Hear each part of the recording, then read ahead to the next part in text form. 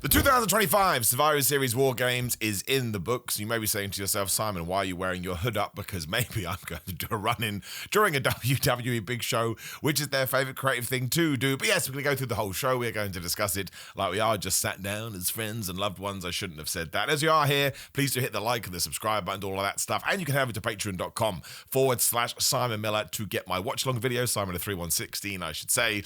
And we just did The Rock and Austin. We did Cena vs. Cesaro. And maybe we'll even do the main event of Survivor Series, so we can talk about it there as well. But for now, I have some images on the screen and we will get into it. Please let me know your thoughts in the comments. Let's talk about War Games. Now, I like the Women's War Games match a lot. I want to make that very clear before we do get into it. But I do think WWE has hit an iceberg, and this was always going to happen, where the expectation for what we're going to do in these matches are so damn high that when you have two of them, you were never going to be able to achieve it, right? It's always going to be the law of diminishing returns. So let's not pretend that they didn't all kick each other's asses. They did. You had AJ Lee, you had Becky Lynch, you had Charlotte Flair and Alexa Bliss, and you had Io Sky, and you had the Kabuki Warriors, and you had Becky Lynch. Why can't I remember anybody else? Lash Legend and Nia Jax, which is actually one of the problems, right? I don't necessarily think Lash Legend has been brought in with the gravitas and the pizzazz that she should have done. She came out last for the heel team, and I kind of like the way the commentators sold her, like, oh my gosh, Lash Legend. You know, everything she's done at NXT has been brilliant, but we should be seeing that on the Raws and the SmackDowns. All that really happened is she turned up and she was like, my best friend is Nia Jax, and then she kind of fell into the background, because that's always going to happen in War Games as well. There's 10 other people. But even when, and maybe this is just me, but I do think this is a point, AJ Lee climbed over the cage when she got in, because Becky Lynch very hilariously pushed the cage door closed, but everybody instantly thought AJ Lee's going to jump off the top of the cage, which is actually what Cody did later. She still came off the top rope, which is a crazy move. As somebody who wrestles, I can tell you, you don't understand how high it is until you get up there. You're like, I don't want to jump off this. That sounds terrible. But this is what our brains have done to us. We expect people to do crazy stuff. And we did get Io Sky coming off the top of the cage. And while I understand this is the vocal minority, and I'm going to love that spot until the end of time, and I love the fact she personalized that trash can, why wouldn't you if you know you're going to do it? There were still some people on the internet, again, probably the negative Nancy's, that were like, oh, she does that every year. I'm not getting anything from it anymore. I don't think that is a fair criticism, because I'm repeating what I've said in other videos today. If you had like a really good body slam, you use the body slam in every single match. The AA by John Cena is just a fireman's carry into a slam, but he does it because he has the best fireman's carry into a slam. So if Io Sky knows this works in War Games matches and just had a pretty good success rate, right, you will bring it back. But people just want more and more and more. And I kind of think if you had just had one War Games match, you could have pulled all the shenanigans and nonsense into that and not gone, well, we can't do this here because we've got to do it there, etc., etc. I also think it's like the third year in a row the women's have kicked off the pay-per-view, which is a massively important spot to be on the card because you've got to set the tone. But when you're the first one and you know the second one's got X, Y, and Z, well, you can't do that. You have to do A, B, and C. Now, I'm sounding way too critical here and way too negative because it was a really good match. And again, some of the weapon shots and some of the mad stuff they were doing to each other, they will wake up going, but it's the fan feeling, I suppose. A lot of people just expected more, and it has to be a level to this. Otherwise, what's going to happen is everybody's going to die. I do think it was quite lacking in stories as well. And the big story is AJ Lee versus Becky Lynch. Everybody hit Becky with the finishing move because she essentially ran away when Io did this crazy swanton with the trash can. Doing that blind, and she smacked her foot into the mat as well. No, I'm not surprised. She doesn't know what she's doing. But yes, AJ Lee tapping out Becky Lynch means throughout the end of the year and into 2026. We should do that feud. I think Becky Lynch will probably get the IC title back so we can add that to it as well. Or maybe not actually. Maybe Becky Lynch went to management and said, we don't need the Intercontinental Championship for this. Our star power is enough, which is true. And Becky, in her book, which is not the name of a cartoon, had said she would like to do more story-based programs as opposed to we're going after a title. But that means we do have to make sure we don't lose the allure that the IC titles had throughout 2025, because it's been one of the high points. But outside of that, like Charlotte Flair was never going to turn heel. She came out wearing gear in tribute to a young girl, I think it was. It was a young child who's got brain cancer. I said some ups and downs. I'm going to say it here. Screw the wrestling, man. If you liked it, thumbs up. If you didn't like it, thumbs up. That's what's important in life. And can you imagine how much that would have meant to that person? I think commentary said they've been friends for a couple of years, so that was wonderful. But there's no way she was turning heel. So we got that one wrong, swing and a miss. We did get the Becky Lynch and AJ Lee stuff right, so that was good. And of course, you saw Charlotte and Alexa sort of still being friends. That's interesting. You saw Kairi saying save Asuka, sort of. At one point, Asuka accidentally misted Lash Legends. That's probably going to tie into a tag team match, right? The Kabuki Warriors versus Lash Legends and Nia Jax. I love Nia Jax. Nobody can do Nia Jax as well as Nia Jax, which is a strange old sentence. But she was was just there sort of making up the numbers. Again, we did a good job with Lash Legend, but I feel like we could have done more with it. Rhea Ripley, a massive star. I don't know who she's going to feud with coming out the back of this, so that could be on me. She did have a good standoff with Lash Legend. We also teamed AJ Lee versus Asuka, but we're not going to get there anytime soon. So I just think we could have done more with this. And I think in the men's one, and maybe this is why we didn't, there are a lot of them. Maybe we're going to do this match, and maybe we're going to do that match, and maybe we're going to run back Roman Reigns and Brock Lesnar. Please don't. I've seen that way too many times. But the only real story coming out of the fact is I know I'm getting AJ Lee and Becky Lynch, which is going to be huge. You could make event shows with that. And maybe there's other stuff that I'm forgetting, but the fact it didn't stand out like a sore thumb, maybe it should have stayed out like a sore thumb. I also don't think people need to run out with weapons anymore. Although when Kyrie came out with a chain, so I should say Sane came out with a chain, because of course it rhymes, and therefore it can be a poem or a hip-hop song, it killed me. It's like she's so desperate to help Asuka. And now let's go back for them being the tag team champions and just let them have a bunch of bangers. We also have to talk about the fact there was no shark cages. Now, this is in reference to both War Games matches, but what the flub, man? That isn't just some gimmick, ha-ha. That's half the fun, that's half the story. Because imagine at one point you had, I don't know, Bron Breakker and Bronson Reed and Brock Lesnar stuck in a cage together. There was so much fun you could have had with that, and even more so with Cody Rhodes, CM Punk, and Roman Reigns. Now, CM Punk actually started off the War Games. I want to get ahead of myself here.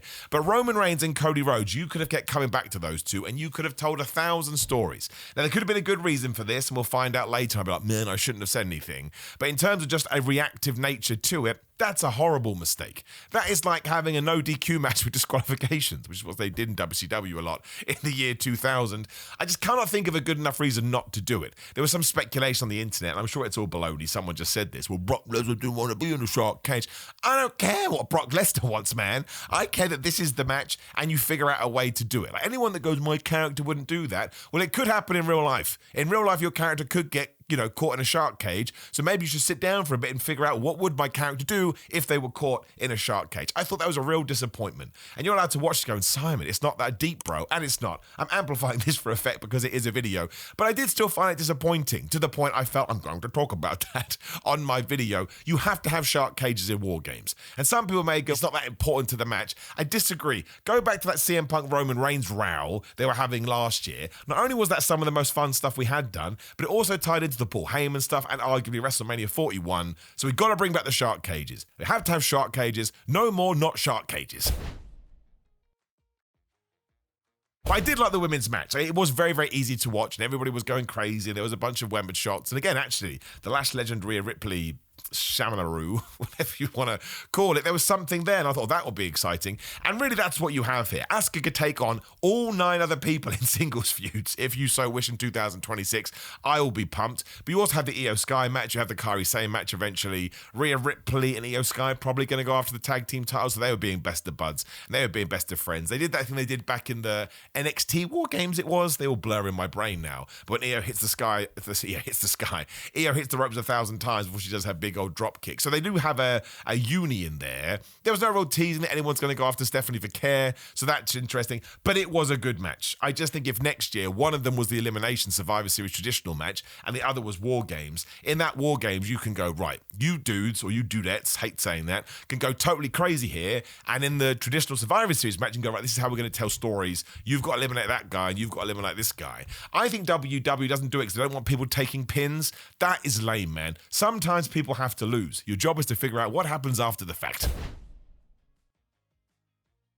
I think the highlight of the show was John Cena versus Dominic Mysterio. I really did. This was always going to draw a line down the middle because it was so crazy. It was shenanigan central, and bless John Cena for doing this. We actually, they must have only come up with this idea over the last few days. I hope Penta's all right with it. But we did the Penta thing from Raw. Dominic did the Hurricane Run off Barry Barricade and landed horribly. They got me until the medical team came out and everyone was like, oh no, he's really hurt. I was like, okay, this is quite clearly a parody of what we had just seen. But at first, I was like, no more of that move, please. Cancel it. But this is when Roxanne Perez and Raquel Rodriguez hit their finishing moves onto John Cena. I was looking around like, I did not expect this. This was not on my bingo card. And bless that man for doing it, because they can use that until the end of time should they so wish. The only thing I think WWE dropped the ball on is as soon as they're done this, Dominic was like, ta-da! I've taken my med pack. He hit the 619 and the splash of the frogs. They should have done the 1-2 ooh kick out, because I think, one, the fans would have bought this at the finish, which would have been even better. But two, the referee all of a sudden going, going, well, I know, he's got a pipe, right? Or a cigar. Well, I know that I've seen this 1,000 times in professional wrestling, but this time, no, I refuse to count. It's on you for believing Dominic Mysterio's lies. How many times have we seen people feign an injury and then they do the most devastating move in all of sports entertainment, the surprise roll-up? He also ejected Raquel and Roxanne, and at that point I was like, well, if you know what's gone on, why don't you just the match should be a disqualification. You know John Cena has been beaten up. And this makes me a geek, right, and a nerd. And you're allowed to be listening to this, be going to Simon, it's wrestling. It's not it's supposed to be fun, and it was fun. I had a great time. I thought this match was awesome, and I would implore you all to go and watch it. It's worth 15 minutes of your time. It just sometimes makes you go, well, you're going to do this again? Of course you're not. I don't know. Small things sometimes irk me. I probably need more sleep. I was up at 3 o'clock in the morning, and I wrestled yesterday, I'm wrestling today, which is also absolutely ridiculous. We'll move on from it super duper fast, right? It really, really isn't that important. But I just kind of felt like you just didn't need to do it. I can't think of the right words. It would have been better with a pinfall, right? Otherwise, from now on, nobody's allowed to do this. And if you're a heel, you've got to be a dickhead. Forget about that, though, because honestly, what am I even doing? Finn Balor and JD McDonough then ran down. They got double AA'd, which I actually thought was quite nice. Because don't forget, this is John Cena's last ever proper PLE. Because that Sunday Night's Main Event is like this weird wham-wham of a show. And then eventually, John Cena's about to win. He's hit his 72nd AA. And it's not another referee that comes down because the referee got knocked out too. It's the returning Liv Morgan. I was like, man, this is wonderful. She goes John Cena from the Elimination Chamber. She slapped Dominic Mysterio so hard. When she booted John Cena right in the balls, hits him with the title shot, Dominic gets the frog splash and beats John Cena to win that IC title back. The conversation they had backstage, I am just repeating myself again, hilarious. Here's what we're going to do, guys. Why do we have to screw over John Cena? What's our beef with John Cena? The way they celebrated them being back together, the way that John Cena sold this, it was awesome, man. He just put over the entire Judgment Day group. And they should talk about this until at least September 2026. And because I think John Cena's going to win his last match, Dom now needs t-shirts that say, I was the last person to beat John Cena. I think that's huge. I think you can sell that as big as Brock Lesnar beating The Undertaker at WrestleMania 30. Had less shock value here because we were in San Diego, and I think most of us expected this. But you can turn that into an entire character trait. He can be 42 years old and still be talking about the time he was the dude that beat John Cena in his last big match, like Jericho did with the Austin. I beat Austin the Rock in a single night. He was always saying that, and it always worked because it was such a huge deal. No, Rey Mysterio was kind of rubbish, being we were in San Diego, but let's not be too negative Nancy's here. This was wonderful. What a great way for John Cena to go out. I really hope Raquel and Roxanne lean into this as well. Just awesome, cool, brilliant. I've got no notes other than the notes I did give, but I would rather have this than not have this. So even with that nonsense in the middle, I loved it, man. It's my favorite kind of wrestling, and WWE does it very well. Stephanie McCare versus Nikki Bella was all right. I could honestly stop it and move on. Stephanie just beat her. Now, if she is going to go on to another program and she does this for 6 months, that's okay. If she goes on a run and maybe has 5 successful title defenses, I would rather a big feud with big promos, because again, I think that's what WWE does best. But because we didn't do that here, and the heel turn came very quickly before this match, and all we really got was a couple of videos and that attack that we did on Raw, it didn't really have the oomph. I think the fans in the building were quite tired from the John Cena match because they had lost their minds throughout all of it. And when Steph just won with the flippy dippy doodah corkscrew thing, I think everyone just went, yeah, okay, let's just move on to the men's War Games. And that's unfair because the match itself was good. I thought Nikki Bella looked great here. Best she's looked since she has come back. Stephanie McCare obviously is one of the best people they have on the roster, full stop. I kind of feel, no, I don't believe that, actually. I'm going to retract that statement. The whole match was built around 2 devil's kisses, one on the announce table, one in the ring. But you should do that. That's her big move. It gets a massive pop.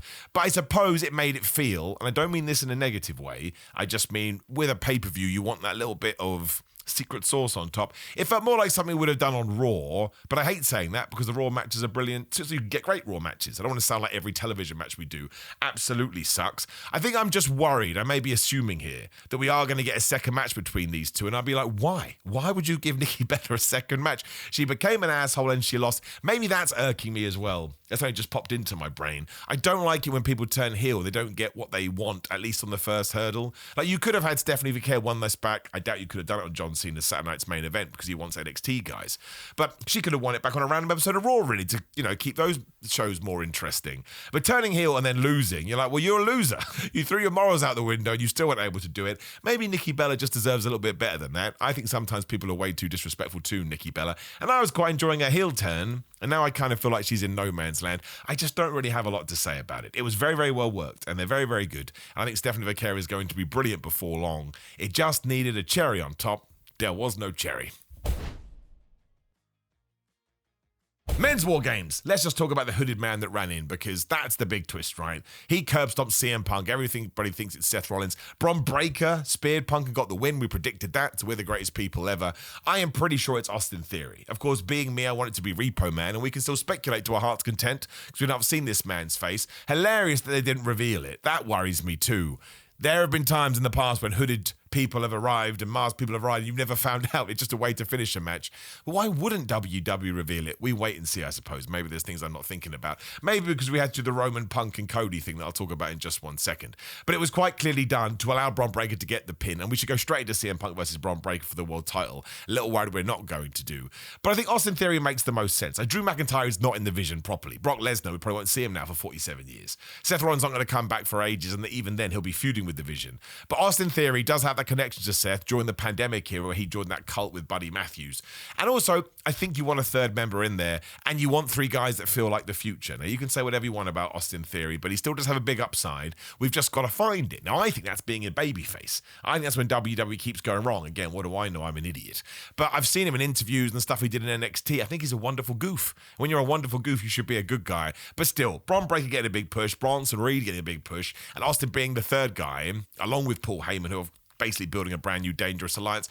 I do like that, but I will concede to you that WWE these days does rely on, we need a finish. So somebody can run in with a hood. Like, there should be a new rule. You have to come out, we have to see your face now because otherwise this is happening way too much.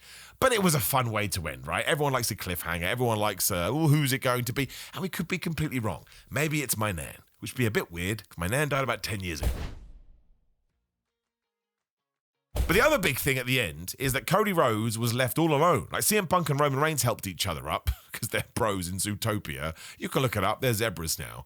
But Roman said to Cody, this is the last time I'm ever going to team with you. Punk looked at him like, well, you didn't do great there. So unfair on Cody. What did Cody do? Cody came in there and went totally crazy. And he was helping people out, although he did hit CM Punk at one point by accident. But I would caveat that with CM Punk snuck up behind him. I said, it's a war game, CM Punk. He doesn't know you're not one of the bad guys. We could be building to a triple threat. I think we deliberately left it ambiguous. It could be Punk Cody, it could be Roman Cody, it could be Roman Punk, right? Maybe that's why they fist bump, to completely throw you off course. I still think Cody Rhodes versus CM Punk is the biggest match that WWE has that they've never done before. And if you can get a title on Roman before then, which kind of spins him off to fight up Bron Breakker, whoever the flub, then you do CM Punk versus Cody. That's what I would have done. I don't think we got a definitive answer here either way. But I did like this match. Brock Lesnar leaving the cage I could have done without. That's very much like a shark cage to me. We'd sold this idea that once you're in the cage, you can't leave the cage. And then Brock left the cage. They were like, well, it's because the match beyond hasn't started yet. All these caveats, just keep match types simple. It's War Games. These are the rules. You then have to live within those rules. I think it allows people to be more creative. I get why we did the Roman Reigns Brock Lesnar face-off. I've just seen that match so many times. I don't know what else they could do again, so I don't need it being teased. And also, I do feel like this. People disagree with me a lot, and more power to you. I'm just a bit done with the Brock Lesnar come in, F5, suplex. We've had it now for, well, we'll say from WrestleMania 30. I think that's fair. So for 12 years. And I think if anybody else had done that, we'd been asking for a change. You don't need to change his presentation. Still comes across as very legitimate. But I think we need something different there. Although he did get Crossroads, he did get GTS. I don't know. It's just hard to get pumped for that when you do see it all the time. But we did get some crazy spots here. And Punk was bleeding at one point. I think courtesy of Drew, because those two being together. But that's another question. Like, Drew, what is Drew's direction after this? He was kind of just there. I would argue Bronson Reed was kind of just there too, although he did do a bunch of tsunamis. Bron Breakker kind of fell into the background, but then he got the big victory, so that was good. And he speared everybody at one point. So it is interesting. I mean, Logan Paul, once again, sort of filled his role well, but I don't think he's going to be around for a while either. So that's probably why we didn't build any stories. I'm underselling this. Like, if you watch it, you'll really, really enjoy it. I suppose, and I don't like doing this because I do believe that comparison is the thief of joy. But in terms of my initial reactions, I wasn't as pumped as maybe the one last year. And of course, not 2 years ago, because the surprise there was not only Randy Orton, it was CM Punk. Kind of weird that Randy Orton didn't come back here either. If you sit down and watch it for the 45 minutes to an hour that it's on, you'll have a good time. And they do a few things where you wince like, oh, they're so damn crazy. But aside from the intrigue of the end, I don't think you'll leave like, it's the best thing ever. Not that it needs to be that. I don't think every single PLE needs to sort of pull a rabbit out of the hat. You are going to always get comparisons comparisons to other war games. And I truly do, just to repeat myself, to try and get how I'm feeling across, because I really had a good time watching it, like 3 hours, 15 minutes. But if you just had one war games, I think that would have opened you up to put all of your eggs into that basket, and then the other match could have been something different, as opposed to, well, we've got to balance them out a little bit. But still, if I was going to sort of, wiggle my fingers in the air like I do elsewhere, it's a positive show. It's a good show. And the John Cena thing, slap bang in the middle, if you can call it that, is absolutely awesome. And Dom's a 2-time Intercontinental Champion, which is pretty cool. Everyone deserves credit for the amount of effort they put in. I suppose I'm not desperate to see Raw. I'm excited to see Raw. I'm excited to see who the Hooded Man was. But there was definitely one Survivor Series War Games where I was like chomping at the bit. I wouldn't necessarily say we got that, but it was still a very good show. Some things are just nuanced. Now, please do drop me a comment below and let me know what you thought about the Survivor Series. I'm sure there's things I've worded poorly or should have said and didn't, so you can correct me down there. Like the video, share the video, and subscribe. Click the video on the screen. I'd massively appreciate that. Otherwise, patreon.com/Simon316. That's where you can get my watch-alongs. I'd appreciate you supporting me there, because who the flub knows what's going to happen on YouTube. Grillermind.com/Simon. If you're watching this on the 30th, the last day to take advantage of their 40% off sales. They're the best supplements ever, and you get free shipping too. Simon316 to come yell at me on social media. I've got a TikTok where all my dumb producing videos are going, where WW promos go bad. I have a Cameo if you want a happy holiday shout out, and I have a Pro Wrestling Tees page too. Have a lovely day. Thank you for joining me. Maybe I'll see you at Progress later, or you're watching this on Monday. Maybe I won, maybe I lost. I don't know. Goodbye.